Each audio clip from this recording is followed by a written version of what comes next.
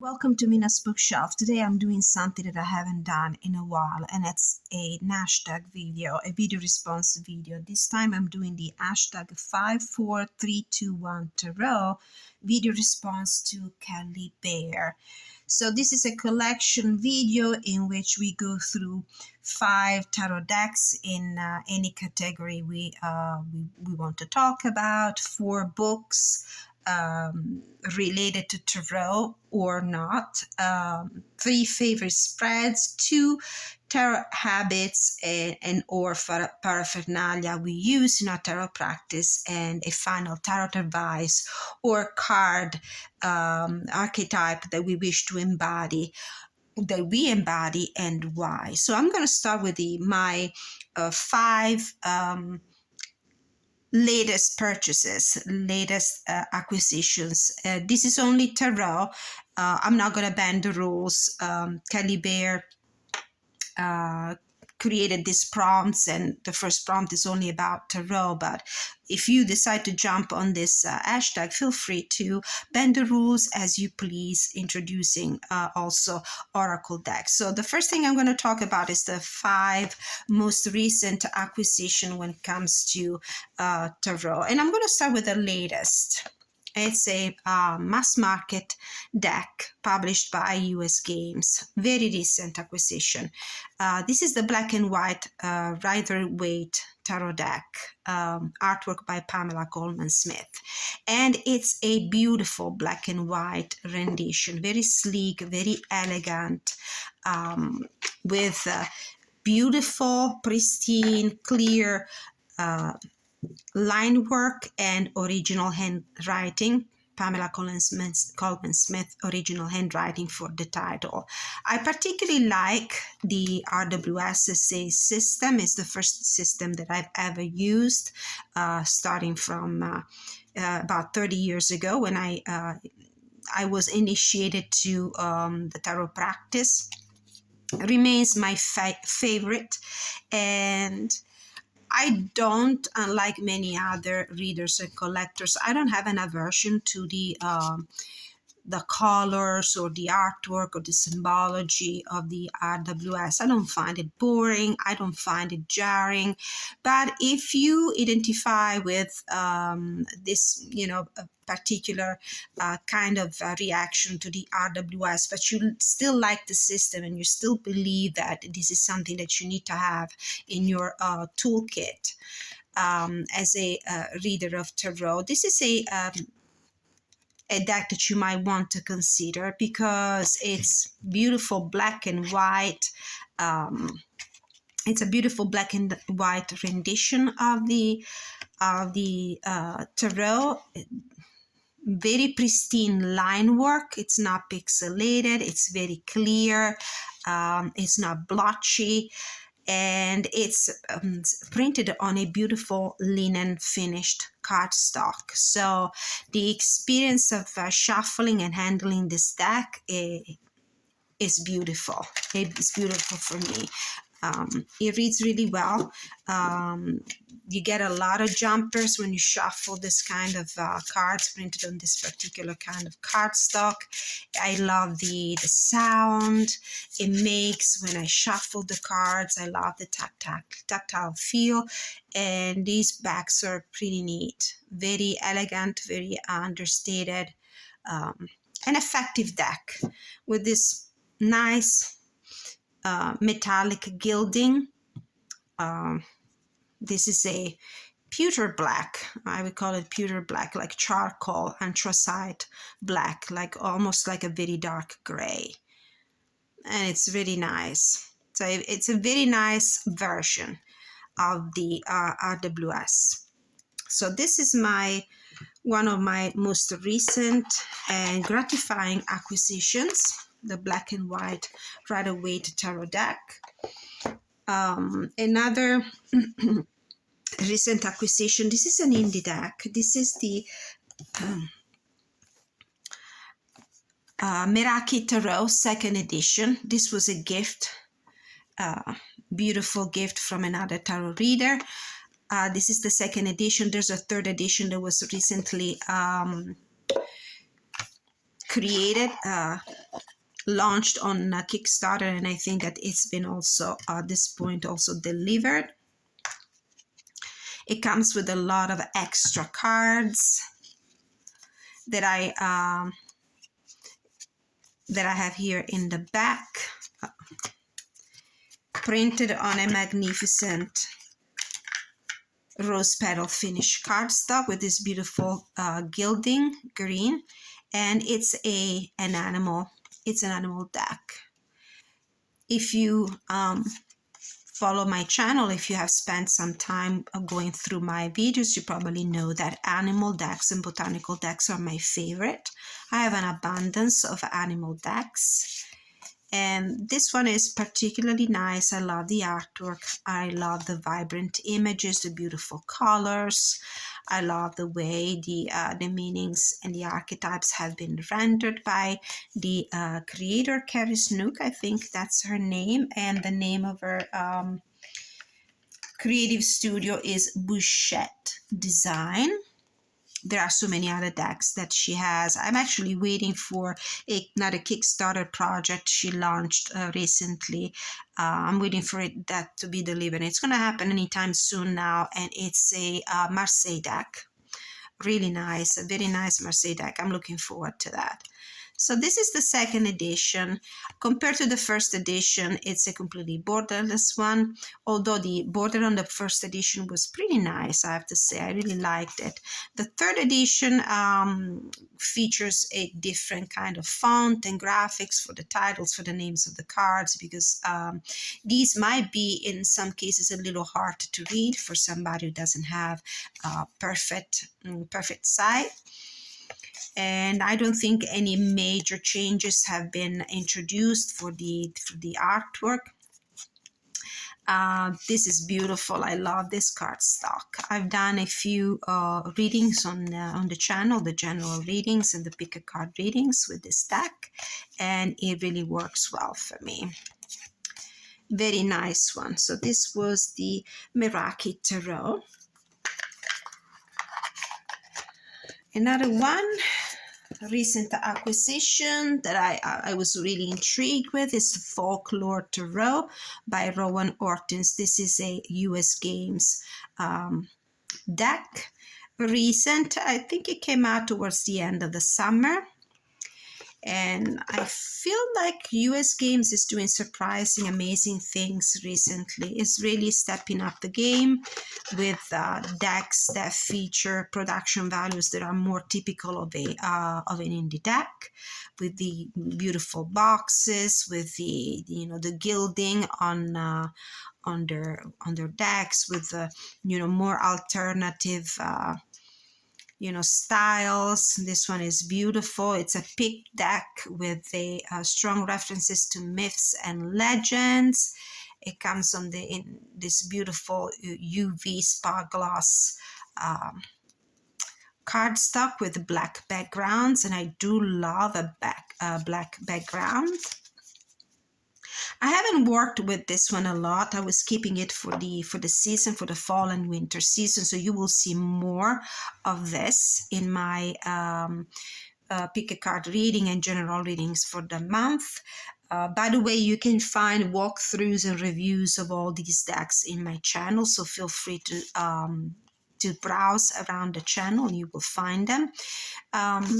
This is a great deck for those of us who are interested in folklore, myths, legends. Each of the major arcana is associated with a particular myth or folklore, while the minor arcana are mainly pip cards, but they're really done. They're done really well, and I like them. The guidebook features also alchemical and astrological associations that do not reflect the Golden Dawn tradition in many cases. They're quite surprising in the way the creator combined the two, but still they make sense. They're spot on, so they're perfectly fine for me. Very nice deck. Another beautiful deck with the matte gilding. Really nice, mysterious, with this black predominant color and the spots of bright colors here. So this is a deck that you will see on the channel a lot in general readings in the future.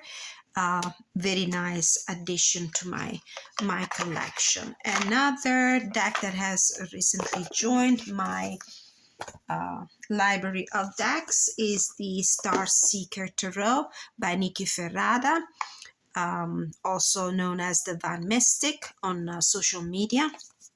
This is an indie deck that has been around for quite some time. I've been late to the party on this one, but I'm glad I gave this deck a chance. I really love it. Beautiful rose petal finish cardstock with a prevalent color theme, the lavender, the purple, and it's a collage mixed media art style kind of deck. It's very healing.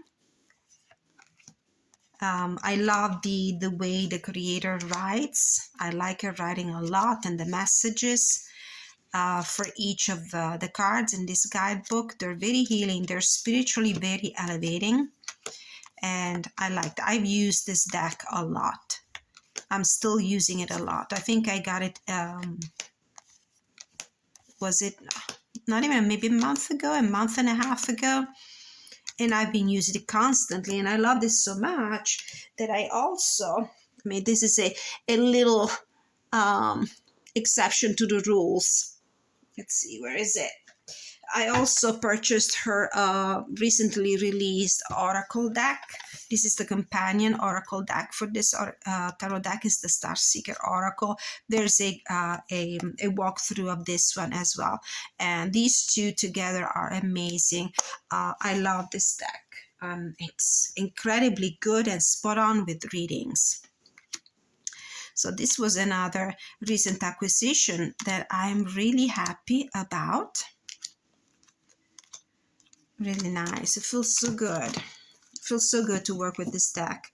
And I love the way Nikki Ferrada reads. So if you have a chance to take a look at her Instagram page, IG page, you will find a lot of daily readings that she does with, although she's been quiet lately, with the Tarot and the Oracle deck. And the deck number 5, most recent acquisition, is the Mindside Tarot by Olivia Rose, another beautiful US games system deck.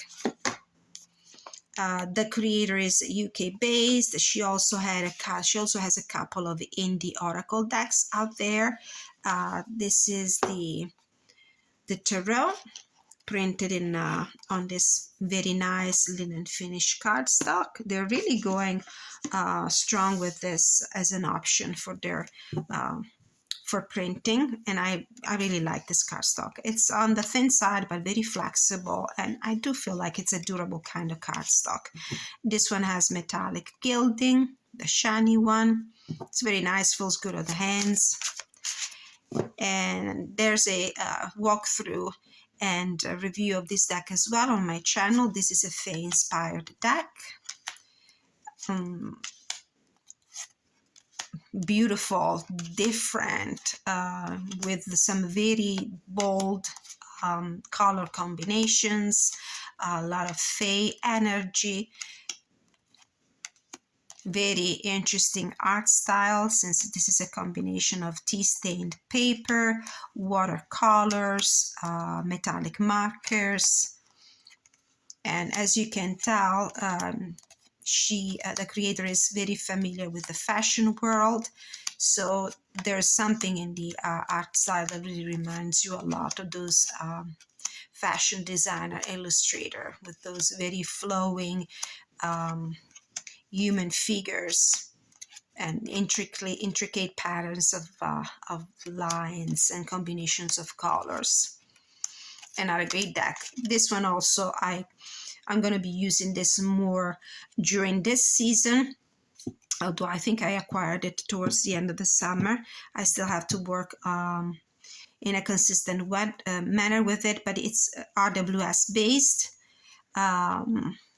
fully cynic, so it should be pretty easy for any level of expertise to work with this one. So So it comes in a very nice box. So as I said before, US Games is really upgrading their standards when it comes to mass market decks. So this was the my first prompt, Kelly Bear first prompt actually. 5 tarot decks in any category you wish to talk about. It could be your favorite 5 decks, or the most recent acquisitions, or anything, botanical decks, animal decks, whatever you want to do. I actually was debating if I wanted to do this category, like my most recent acquisitions, and also something that was more concerning the decks for the Halloween season, but that I wasn't able to come on camera for this at the right time. The other prompt is 4 books, guidebooks, fiction books, etc., etc. They are tarot related or not, and I choose to go with tarot related books in both in the non-fiction and fiction. And I would like to start with the first one, Tarot and Astrology. Enhance your readings with the wisdom of the Zodiac by Corinne Kenner. This is a well-renowned book. I'm quite sure that many of the tarot readers, the YouTubers, the collectors do have this book, because this is a very good one. It not only published by Llewellyn, by the way. Not only it's a very good guide when it comes to explaining each of the archetype, but it's a book that strongly refers to the astrological connections between the archetype and the zodiac, according to the Golden Dawn tradition. So if that is the way you like to read, or you would like to read the tarot, making the connections between the archetype and the planet, the zodiac sign, the house, the zodiac house, or the decan, this is extremely good. Extremely good. So it's a book that you might want to consider for your basic foundational knowledge and tool for your enhancing your practice. The other one that I would like to talk about is the 365 Tarot Spreads by Revealing the Magic in Each Day by Sasha Graham and other Llewellyn books. And this is as you can tell from the number of sticky notes, things sticking out, bookmarks sticking out. It's a book that I use a lot. If you read for other people, or if you read for yourself, there might be times when you run out of ideas on how to use tarot, what questions to ask. So this is a great source of inspiration. There's a spread for each of the days in the calendar year, with some nice, interesting facts about the tarot. There are so many spreads to choose from. So I think this is a book that you should at least consider if you're serious about your tarot practice for personal uses, or if you are reading for other people. The other one that I would like to talk about is one of my favorite guidebooks. This is the Wonderland in Tarot by Barbara Moore, illustrated by Eugene Smith. It's a Llewellyn deck. It's a beautiful one. It's based on a literary masterpiece. And it's probably one of the best guidebook. Extremely meaty, so heavy, printed in this beautiful glossy paper with these full page color illustrations of the cards. And what's impressive about the writing, I love Barbara Moore writing style as a whole, but I think this is one where she really shined at her brightest, because she created wonderful connections between each of the arcana and specific situations, episodes, chapters in Lewis Carroll's masterpieces, Alice in Wonderland and Through the Looking Glass. So each of the entries for each of the cards features a passage from the book, a description of what's happening in this specific passage that inspired also the artwork of the card. And then there's a down the rabbit hole message in which she makes the connection between the arcana and the literary archetype of Alice. There are also a lot of keywords to choose from, and although she doesn't make a distinction between the upright and the reverse meaning, there's still a lot you can pick up from for your intuitive reading. A very nice book. Book number 4 is actually a work of fiction. This is The Cloysters by Katie Hayes. This book, I think, was published the first time in hardback copy last year and was published in paperback just a couple of months ago or so. And it's a work of fiction. It's a very interesting book. I read it through the summer. This copy was sent to me by the publisher because I was asked to review it for them. So I've been marking, ear-dogging the pages, and I have post-its and notes and everything inside, as you can tell. So this is a very interesting book because it rotates around tarot, a specific deck of tarot cards. It's a mystery. It's a very suspenseful story. I would recommend it if you are not only a bookworm who enjoys that specific genre, or if you're also interested in mystical stuff and the occult. I'll read just a little passage here from the synopsis in the back of the book. When Anne Stillwell arrives in New York City, she expects to spend her summer working as a curator associate at the Metropolitan Museum of Art. Instead, she finds herself assigned to the Cloysters, a Gothic museum and garden renowned for its medieval art collection and its group of enigmatic teachers studying the history of divination. Desperate to escape her painful past, Anne is happy to indulge the researchers' more outlandish theories about the history of fortune telling. But what begins as academic curiosity quickly turns into an obsession when Anne discovers a hidden 15th century deck of tarot cards that might hold the key to predicting the future. So the reference to the Visconti Sforza tarot is pretty strong. And the author, Katie Hayes, is obviously a connoisseur of the tarot, and what's very interesting about this book is that at the end she also includes some important, some really well done charts in which she gives the meaning of each of the tarot, and also the association with the Ferrara deck of cards. Myths and mythology. So very interesting book. If you're into that kind of reading, it would be recommended. The next prompt is 3 spreads. All right, so for this I'm going to pull out my trusty and most used RWS deck. And this is the Radiant Wise Spirit. It's a well-loved deck. This is actually one that I've used for most part for client readings. So it shows how much it's used. It's all chipped. There are the glossy lamination.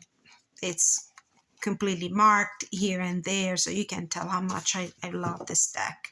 And I particularly like it because it's very atmospheric in the coloration, and it really puts me in the mood for some very good readings. Now, my favorite spread is number 1, I would say the Celtic Cross. It's the one that gives me a very good view of a situation, whether I'm asking something very specific or if I'm just giving a general reading.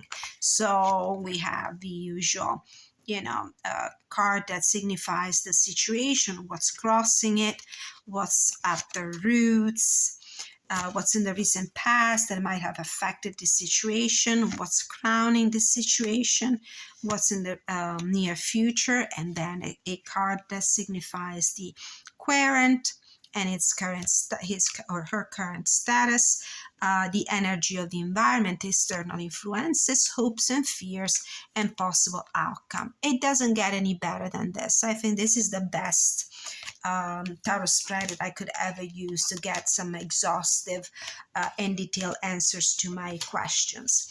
When I'm in a hurry and I don't have the time to go deep with also many cards, I normally use an abbreviated form of the Celtic Cross. It's the 5 cards spread. It's also one of my favorite that I use in sometimes in my readings, especially if I do lives or if I do videos where I want to offer more than one option to the reader. So I don't have a lot of times, and I limit my readings to 5 cards. So we have a card that represents the situation, what's crossing it, what's the challenge.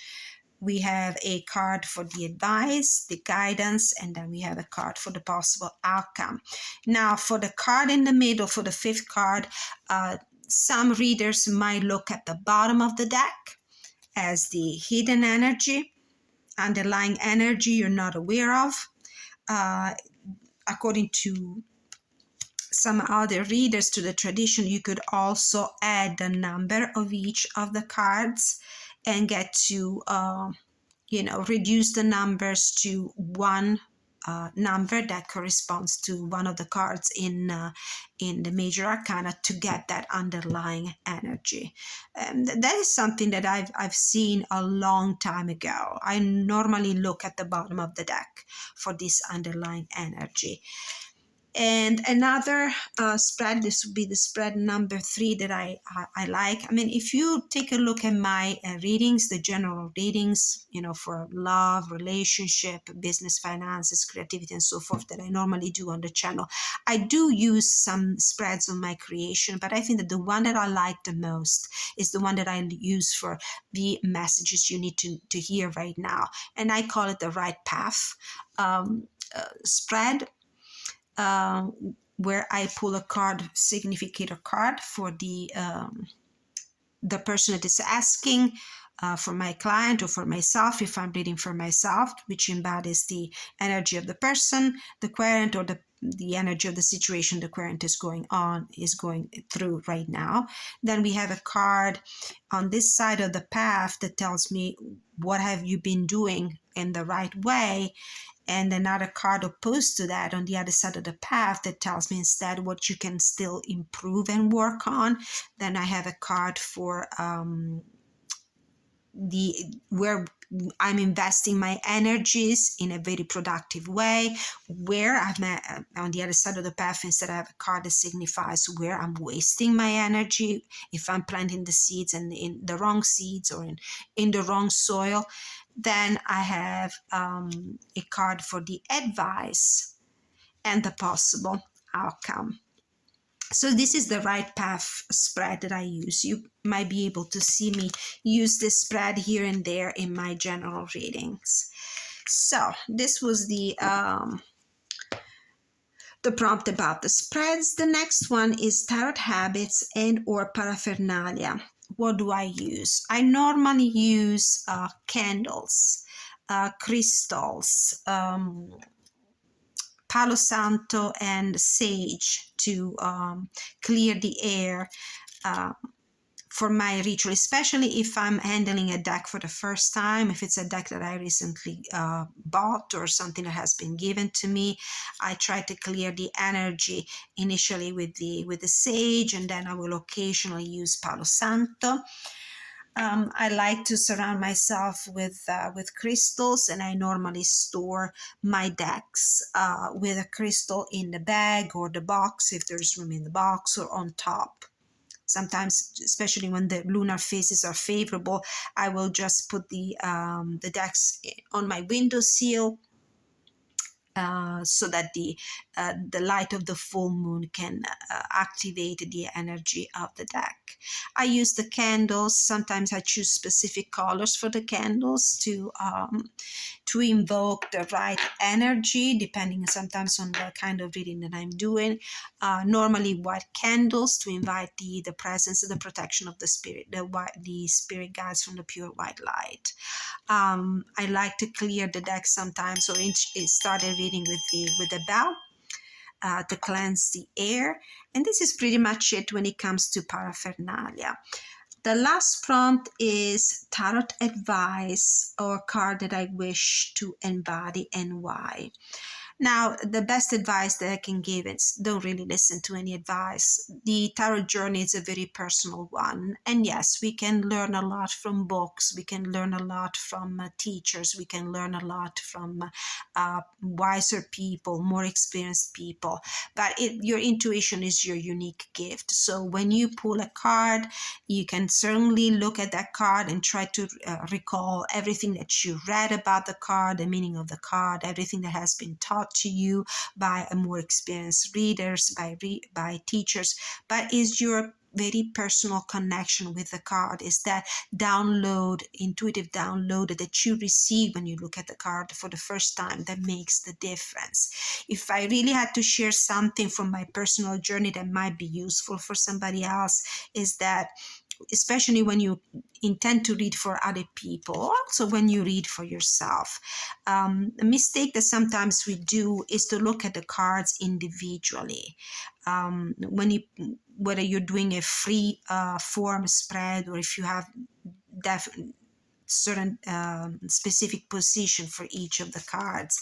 Sometimes reading just the individual energy of the cards, the way we learn them by the book, might not be, not that it might be wrong, but it's certainly, you limit yourself and your ability to provide your reader or yourself with a cohesive and nuanced message. What you need to do is look at the cards as a whole, as an organic snapshot. Be very mindful of the connections between the cards. This card by itself means something, but if you look at it next to another one and you create the connections between the two, the message that you receive might be much more poignant than just reading these two cards separately. And sometimes I see a lot of readers actually on YouTube that read for other people that read in that way, read each of the cards individually, but then they do not do that that final synthesis that links the cards together. And what else? I think this is pretty much it. A card that I wish to embody. I mean, it would be my card actually. Is the Queen of Wands. I am in this energy. I always strive, and my goal is to be in this energy. Always connect with the magic, connect with my the magic that I carry within myself. Creativity, being able to make the sunflowers grow in the desert. So being able to turn every circumstance in life into a favorable and magical one. Now, I know that somebody was also tagging other people in this video, so I'm tagging one person in particular, and I think it's a reader from Down Under, and Hecate's Crossing. So I'll be tagging her in this video and see if she wants to hop on this bandwagon. And I hope you enjoyed the video. If you did, please don't forget to like, share, subscribe. Leave your comments, your feedback, anything you would like to add, constructive, positive, about your experience with the tarot. Thank you so much for watching. See you next time.